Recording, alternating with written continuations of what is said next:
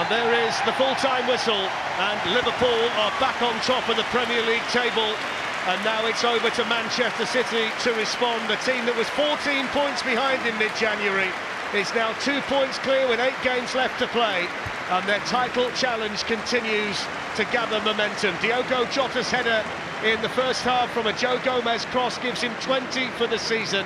Liverpool had to wait before they got the second. It came after Kuchka had committed a foul inside his own box, and Fabinho stepped up to score his 7th goal of the season. A coolly taken penalty. Watford had their chances. The best one fell to João Pedro when it was 1-0, but he couldn't take it. Watford stay in the bottom 3, and the games are starting to run out, but Liverpool are back, and now it's over to UPEC. Full time, Liverpool 2, Watford 0.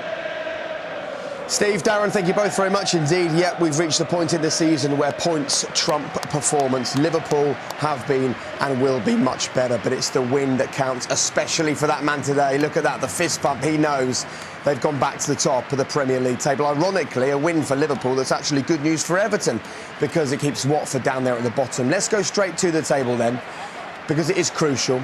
For the first time since December the 4th, it's a table that shows Liverpool at the top. Darren mentioned there was a 14-point gap between the two sides. That was just 11 weeks ago. 11 weeks ago, 14 points adrift of Manchester City, and now they're a point ahead. Meanwhile, at the bottom, well, Watford, 3 behind Everton. However, crucially, they've played 3 games more than the Blues just down the road from here. Right, before we hear from our guests, let's quickly let you know what else is coming up here on BT Sport. On BT Sport 3, they're standing by to bring you live Premiership rugby between Northampton and Bristol. That should be a decent game of rugby. Stick around, BT Sport Score follows straight on after us. Can Manchester City respond? Will Manchester City respond? See them in action against Burnley via BT Sports Score. And then with Liverpool going top of the Premier League today, we'll check in on Boreham Wood, see if they can maintain their title tilt. And there's MotoGP live from Argentina this weekend as well. Well, look, Rio, we saw, didn't we, at the end there, the manager making his way out there. He is still on the pitch, still congratulating his players. And you've been in this position. You know how important the result is at this point in a Premier League season.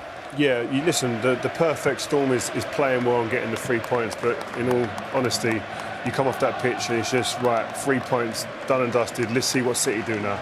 Let's get the turn of telly on, put our feet up and watch City and hope they struggle and scrum to a defeat or drop points in any way, shape or form. That's all you think about. You get your job done, you move on very quickly. This game will be out of their minds, I'm sure, by the time they're up and warming down on the bikes tomorrow at their training ground in Melwood. It's going to be a game of cat and mouse from here till the end of the season, isn't it?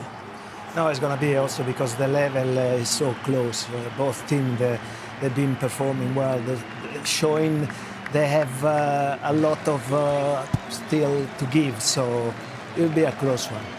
30 points in the last 10 games. I mean, there's 5 teams in the Premier League that haven't managed 30 points all season. Yeah, I don't think we can underestimate the being 14 points behind one of the best teams that we've ever seen in the Premier League. And to now be top of the league is an incredible achievement already. And obviously there's work still to be done. But, I mean, that wasn't vintage performance today, but they've got the job done again. And being, as you say, 14 points behind and now being top of the league and putting the pressure on Manchester City, I think it shows a determination, a will to stay in there and obviously a top side. OK, well, let's hear from the man who set up the goal, the man who scored the goal. Joe Gomez and Diogo Jota are both talking to Des. Des. I'm here with Diogo and Joe. Diogo, the 10 wins in the Premier League in a row. I mean, it's important to put that marker down today, wasn't it, before everyone gets started? Yeah, beginning of a new cycle today was really important. People coming from all over the world, playing early kickoff is not easy. We did our job, and hopefully it's a start of the end period of the season. Joe, it was a tough game in every respect, wasn't it? A little bit nervy until the penalty punctured the tension there. Yeah, I mean, that's the nature of the Premier League. We know every game's not going to be easy, and they put up a tough fight, and we know Roy Hodgson, and they're going to be an organised side and well drilled, and yeah, it was definitely a tough game right to the end. That first goal, Diogo, that's a big moment, a glancing header, a smashing cross as well, wasn't it?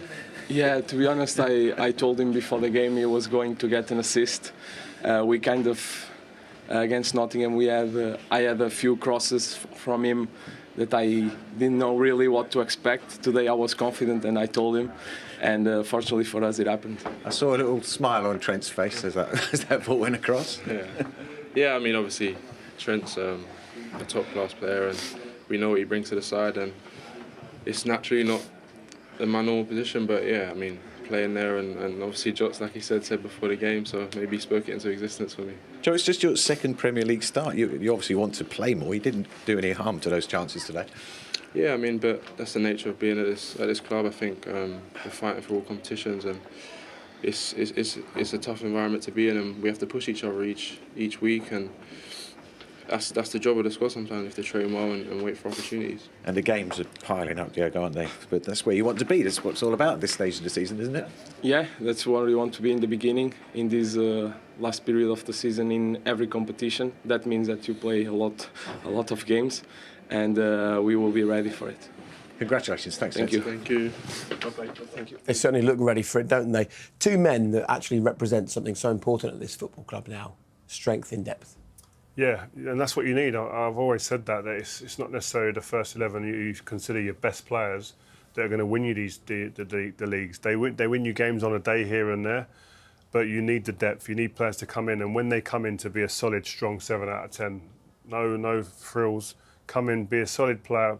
Just take part in what the group is about, which is churning out results. And today, Gomez with a great assist, and Jota, who just always impacts the game in any single little way, with a goal or a little bit of skill or a bit of movement. He finds a way of impacting the game, and that's what you need when your players are coming. Decent header. You scored a few in your time. Yeah, I love what I love about him is obviously you class him as a winger, but he's more like a fox in the box a little bit. He's like a bit of an old school. Like he's got great movement and he can finish. And how good he is in the air for a man of his size is unbelievable. Seeing his goal for Portugal in the week, it was a fantastic header. And that again, I know Rio and Gianfranco looked at it defensively, but me from an attacking point of view, he's just fantastic movement to get across the goalkeeper, get across the defender, get across the keeper and execute it. And he's done it time and time again, and his record in the air is fantastic. It must come down to timing as well. When you're that size, it has to be timing the run, and then obviously then you jump in. And he got up really early for another chance in the game. And yeah, 2 or 3, didn't he? Yeah, you're seeing like 6 foot plus defenders can't get near him at the moment. You know, since he started playing for Liverpool, he's scored the most headed goals in the Premier League, joint with Christian Benteke. I mean, it shows you that height is not everything, Gianfranco. No, it's not. Why you ask this question? I don't know. Casuality. No, but it's true. It's down to timing sometime and also power in the legs. We saw it in another cross. He was already in the air when the defender was about to jump, and he stayed in the air and he hit the ball. So this guy's got power of course, timing, but also, you know, we called it Casiraghi, if you remember. He had the third time, no? They go in the air 1 second before the defender, and they stay in the air. They can hang there. Same time. It's a good ability, that one. Absolutely. Right, we're going to take a quick break. When we come back, we will reflect further on the game and the result that has put Liverpool back to the top of the Premier League. We've already had a look at their opening goal, and then there was a VAR decision. The referee went to the pitchside monitor, made the call, hard one to argue with. It was a penalty. It was dispatched. They did win. They are top. Manchester City, over to you.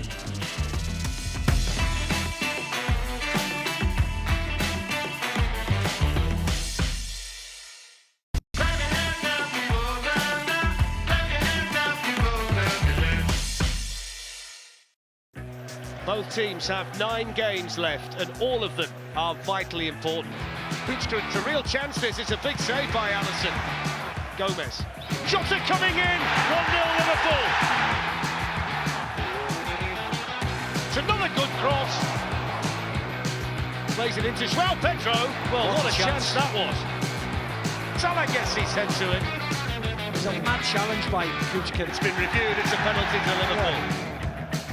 And Fabinho scores 2-0 to Liverpool, and Liverpool back on top of the Premier League table. Welcome back. Thanks for sticking with us. Before long, we'll hand you over to the team at the BT Sports studios with BT Sports Scores, see if Manchester City can respond to this win for Liverpool.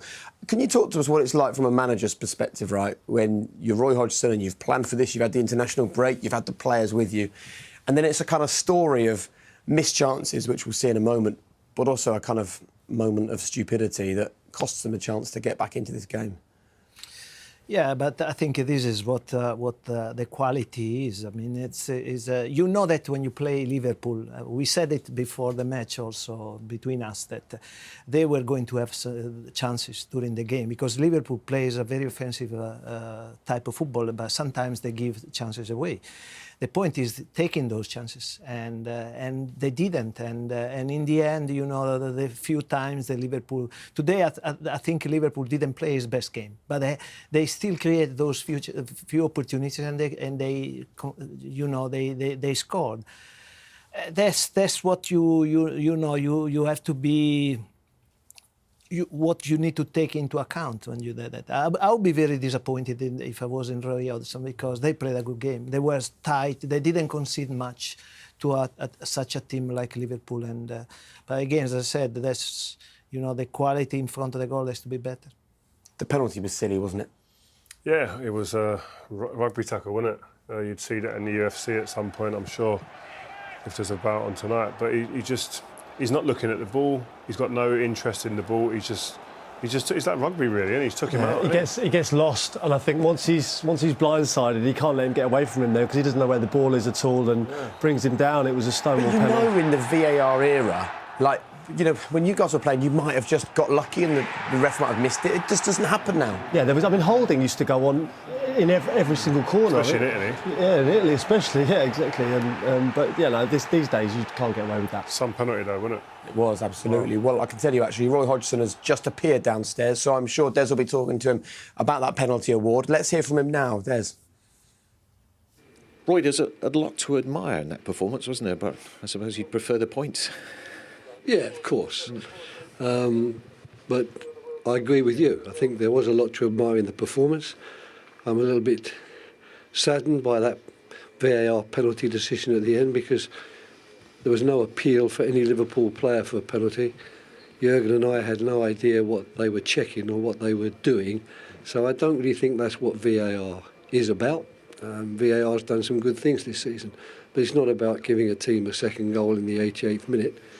And to some extent destroying a feeling we might have had that 1-0 up here is a great result, and we might even have created a chance or so in that last 10 minutes. So that's the only sad note for me, but I'm very pleased with the players' performance, and I don't think we could have done so much more than we did today. Yeah, you created chances. You found some space behind their high line as well, but then Jota scores.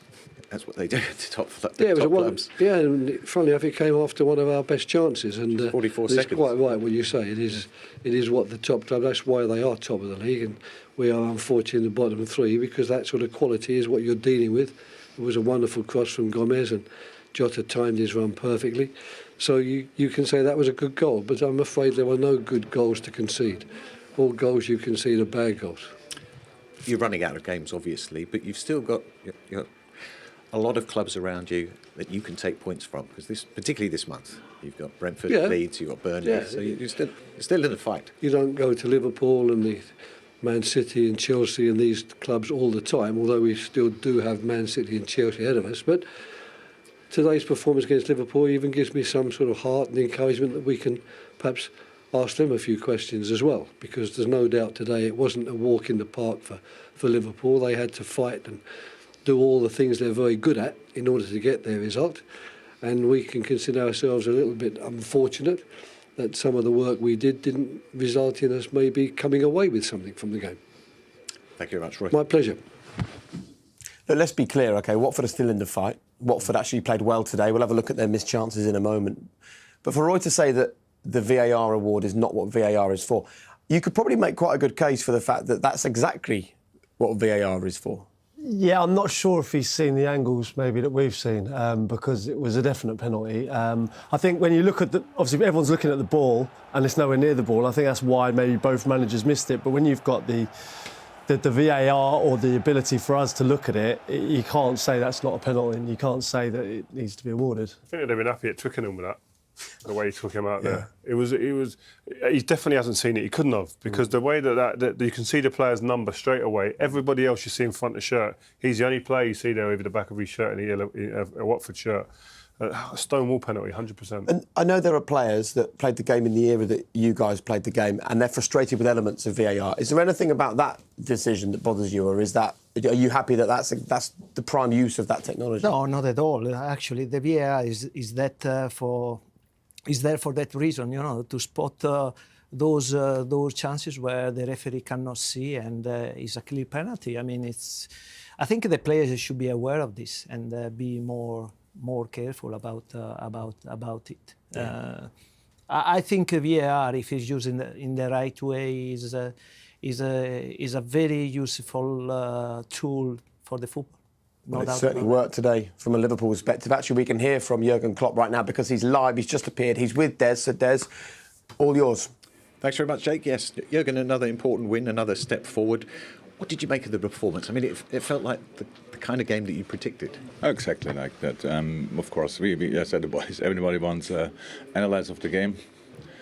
I will not deliver that. I'm not interested today because we had to get through this. We have to. All the teams have the same situation, obviously, but when you are when you have to dominate a game, it's slightly more difficult. But a big compliment to Watford and especially Roy, who obviously probably when we bring him back when he's 80, he will set up a team and organize a team in a really good way. So they defended the spaces really well. And we could have done definitely better, but it's not too interesting today. We needed maturity. We needed desire. The counter press was the best I saw for a long time play today. But with the ball, we could have been slightly more creative, offering more runs in behind, stuff like this. But we scored the 2 goals and controlled the game in other parts. Needed Ali once. That's it. Yeah, you needed something clever to cut through, didn't you? And Diogo Jota is that. He's always in the right space at the right time. Not always, but from time to time, yes. It was a great goal, great cross from Joey, and then Diogo's header, perfect header, and the next situation I didn't see, but I didn't see it back even with the penalty, but it was of course then the decider in this game. There was not a lot for Watford really where they had counter-attacks. How I said, we were in control, and that's what you have to be in a game like this, and that's why I'm really happy about it. Joe Gomez's cross had a touch of the Alexander-Arnold's about it, didn't it? Yeah, the boys had a big banter with him on the bench. We said probably it's not him, it's just a position who makes the crosses. But it was really good. And then the second half, the cross was outstanding. Was well defended by Watford. So played a good game. Was a logical solution today with the strength, especially of Watford on the wings with the really quick player, stuff like this. So Joey did well defensively, of course, but offensively as well. So we should be really happy about it. It's a surprise in many respects. It's only his second Premier League start. That's the kind of quality you have on the bench. Yeah, well, nobody is surprised about that we have quality on the bench, obviously. But it's a position he can play. It's not that his probably his favorite position, or his favorite position is centre half. I get that, and he's really outstanding player on this position. But he can play right back for us as well, and that's very helpful in situations like we had now. That was your 250th Premier League game. Did you know that? Yeah. They come thick and fast, don't they? True. Yeah, so it's there was a long journey. We needed a while, so like 6.5 years or whatever. But it's you cannot do it quicker, obviously. So no, all fine. It would be cool if all 250 would have been outstanding, but that's not possible. So we played some good ones, some lesser good ones, and today was absolutely good enough to win the game. And you're top for now. Thanks, Jürgen. Thank you. Some numbers, those. He's a man who's got there by focusing, though, not just on the good stuff, but on the bad stuff as well. So how much focus will there be on the chances that they gave up today to Watford, do you think? Like he said in that interview there, I think he'll just dust his hands down and focus. Really? Or is that just for our benefit? No, I just feel that he knows what his team are good at. He knows where his team's positives lie. And today is very difficult. We all know as former players, coming back from international duty, where you've travelled big distances, exerted a lot of energy, focus, to get back in tune here, it's just about getting the result out of the way, and you don't really have any hangover in terms of chances. They won the game. Listen, if they lost the game, I'd understand. You'd start looking at these chances, which were very good chances, and this chance here. Yeah, especially, yeah. Liverpool is a team that they know what they do. They know that they commit a lot of players going forward. That's what they do. And also at the other hand, they know also they will concede chances. But with the quality that they got, they're more likely they're going to score more goals than they concede. Right. How do you see it going then? Let's go through each of you, because this lays bare just the importance of that game for Manchester City and Liverpool, doesn't it, Peter? Oh, it's huge. I mean, like that. I think Liverpool win that game. I think they win the title. I think it's as big as that. And vice versa, really. I think City's running is more favourable. I think the Manchester United game, Everton's obviously a local derby. You've got Newcastle fighting for their lives, Tottenham a decent side. I think Liverpool's running is harder, although they are a top team and can obviously blow them away. But that game at the Etihad, it does hinge on that, you'd expect. What do you think, Gianfranco? Well, I agree with Peter. On paper, Liverpool has got a harder run. But obviously, if they manage to win the game against City next week, they will give them a big boost forward. Yeah, it's almost like that's the game, isn't it? Whoever wins that one, again, momentum will be key, and it will just give you that little maybe final impetus to push on for the rest of the season. I just feel that game, I think, is the one. Whoever wins that one, that's the decider. Listen, there's in the Premier League, you said it, Gianfranco, like anyone can beat anyone. I think there's more twists and turns in it. It's not just down to that one game. There will be twists and turns, but obviously that game is so key. But I can tell you, those big games, they're not just the 3 points that you get on the opposition. It's also the psychological advantage. I can tell you about many years ago, I played a game like that against Juventus. We were close to the top. Fighting to the top, and we lost against them home. From that moment, psychologically, we were in pain, and we lost points, and we couldn't make it in the end. So I know that the game, and you know as well as me, that the game will play a big part in the going forward. Also, at this stage of the season, if you've got nothing to play for and you've got a chance to have an influence on the title race, if you're like a nothing to, unfortunately, I played for a few teams that were mid-table, and I know you can have an influence, a big influence on the Premier League title. The players do step up their game. See, I used to think that I want to play against a team like that. A team that's like middle of the table, they're almost on the beach organising holidays already because their focus is elsewhere. So it's interesting you say that. But the cameras are on you, it's a big game, and you can have a huge influence, and it's built up. And, if you go and score that goal, it becomes a bigger goal than any other one. And how much of a difference does it make that Jurgen can now go in there and go, you're top of the league again? He doesn't even have to say it. The lads will know. It's about him and his staff's job right now is turn the page, this game's gone. What's next? Who's next? Let's watch City tomorrow, see how they get on. But now we're going to go. They can watch them in about 10 minutes' time. Yeah. Gianfranco, we love having you on BT Sport. In fact, we're going to get more of you. You're with us all weekend, right? The Derby d'Italia tomorrow. Yeah, I'm going to be working there, and I promise no bad words tomorrow. Good, we've forgiven you for that. Tell you what, on a leash. You've got about 10 seconds. Why should we watch the Derby d'Italia tomorrow? Why should we tune in for that? Well, it's an interesting game, I would say, because Juventus is coming back strong in the league. Since the January market, they improved the team, and on the other hand, Inter cannot afford to lose any more points because otherwise it would be trouble. So I think we're gonna have a good game, also because two teams that they want to play. So it'll be interesting. Brilliant. Apart from me, obviously. Hey, you're the main reason I'll be tuning in. Thank you very much. Lovely to see you again. Gentlemen, busy week. Champions League is back. Europa League, loads going on. But it started with Liverpool picking up the lunchtime win, going back to the top of the Premier League table. It's now time to hand you over to BT Sport Score to see if Manchester City can respond. See you soon.